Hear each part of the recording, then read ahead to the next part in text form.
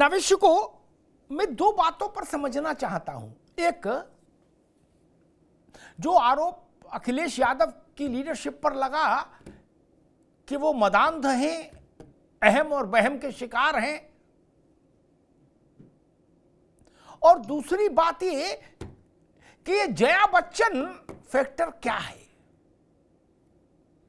गाजीपुर से गाजियाबाद और बस्ती से बहराइच तक जया जी के नाम पर तो एक वोट नहीं, न इनको टिकट ना दो तो एक वोट कम नहीं होता, इनको टिकट दे दो तो एक वोट बढ़ता नहीं। क्या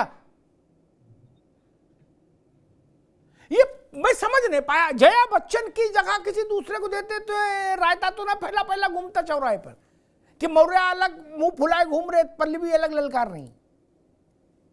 ये क्या मसला क्या है? जी, मुझे लगता है कि जया जी से अखिलेश जी के बड़े पारिवारिक रिश्ते हैं, बस यही वजह होगी। और पार्टी में जिस तरीके से फैसले होते हैं, वो पार्टी के जो एक फोरम होता है, जो एक कोरम होता है, उसको नजरअंदाज कर रहे हैं। उनको लग रहा है हमारे निजी रिश्ते हैं उनसे, रंजन जी से उनके निजी रिश्ते हैं।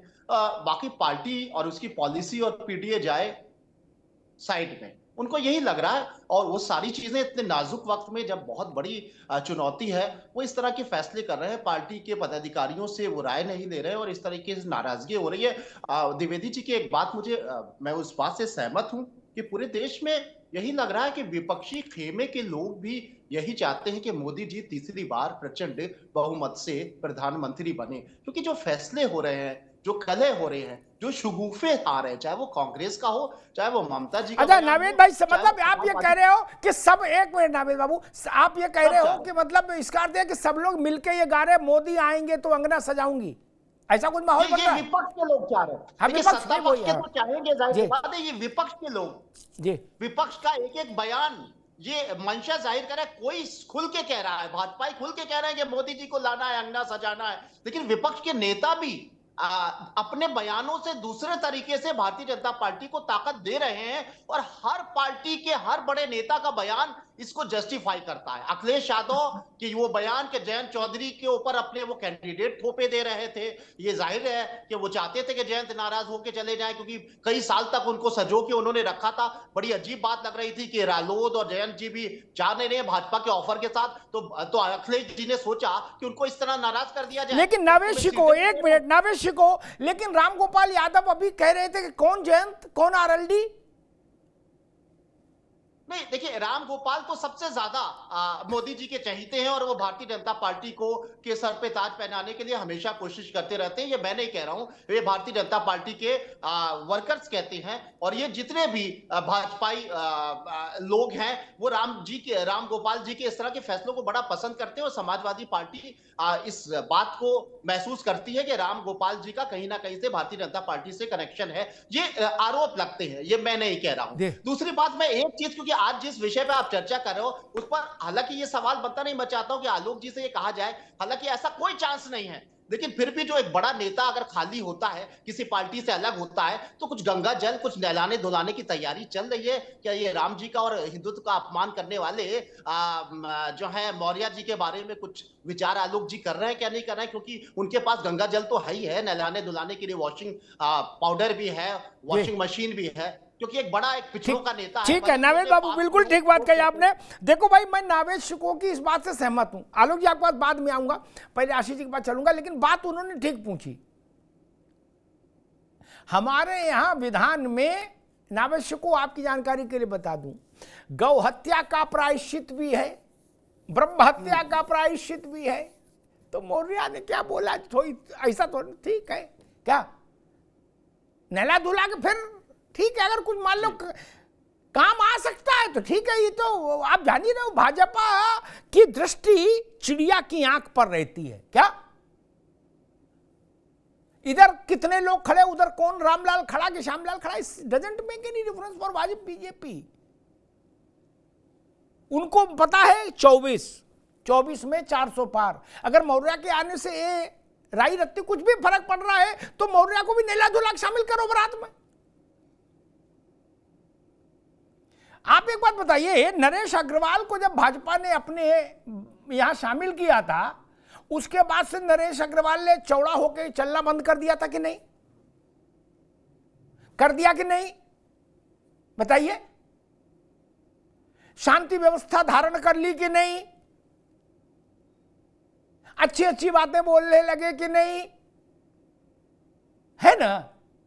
तो भाजपा के पास केवल वाशिंग मशीन नहीं है, उनके पास वो इंजेक्शन भी है वैक्सीन का कि आदमी अनुशासन में रहे। वो अपने यहां लेते हैं तो एक वैक्सीन लगा देते हैं। नरेश अग्रवाल ने जो कविता राज्यसभा में सुनाई थी जब वो सपा के माननीय सांसद थे, ठर्रा में हनुमान, है, उसके बाद कभी गाए क्या? नहीं ना। अखिलेश जी की पार्टी में वो ये गा सकते थे, भाजपा में नहीं गा सकते ना, यही फर्क है। खैर, आशीष चतुर्वेदी जी, मामला गंभीर होता जा रहा है, मामला संगीन होता जा रहा है। आप अखिलेश जी ने सारे अंडे एक टोकरी में रख दिए थे, उस टोकरी के ऊपर एक वो लगा दिया था चिप्पा, उस पर लिख दिया था पीडीए। क्या? उन्हें सब मुद्दे कैंसिल कर दिए, बोले एक ही मुद्दा, हमारा नारा एक ही नारा, पीडीए। क्या? ये दोनों पिछड़े लीडर पल्लवी और स्वामी मौर्य अखिलेश यादव के इसी नैरेटिव को ध्वस्त करने में लगे हुए हैं। और अगर ये नैरेटिव ध्वस्त हो गया तो चुनाव तो बगल में खड़ा, नया तो नैरेटिव बनने से भी रहा नहीं। हालांकि शालिग्राम की पूजा हो रही है, लेकिन अब शालिग्राम की पूजा से तो नैरेटिव नहीं हो सकता। जब वो राम मंदिर बनवा दिए तब इटावा मंदिर से कंपटीशन तो नहीं होता। पीडीए और हाथ से जा रहा है। आशीष जी, देखिए, जो पल्लवी पटेल ने सवाल उठाया वो एक उन्होंने अपनी एक इच्छा जाहिर करी है, तो बगावत नहीं कहूंगा। मैं समझता हूँ उसमें ठीक है, जरूरी नहीं है कि हर व्यक्ति जो शीर्ष नेतृत्व किसी को कुछ भी बनाता है तो उससे सहमत हो। तो उसको ये भी एक देखने का तरीका है कि हाँ भाई, उतनी आजादी है आपको कि आप अपनी राय एक सार्वजनिक पटल पर रख सकें, ये आजादी भी है आपको, और आप कह सकें अपनी बात। जरूरी नहीं है कि आप हर चीज में हाँ ही मिलाएं। इतनी स्वतंत्रता अगर है तो ये भी एक अच्छा नहीं, लेकिन आशीष जी फिर मदांध तो नहीं बोलना चाहिए। लोकतंत्र का मतलब तो नहीं मदांध बोलो।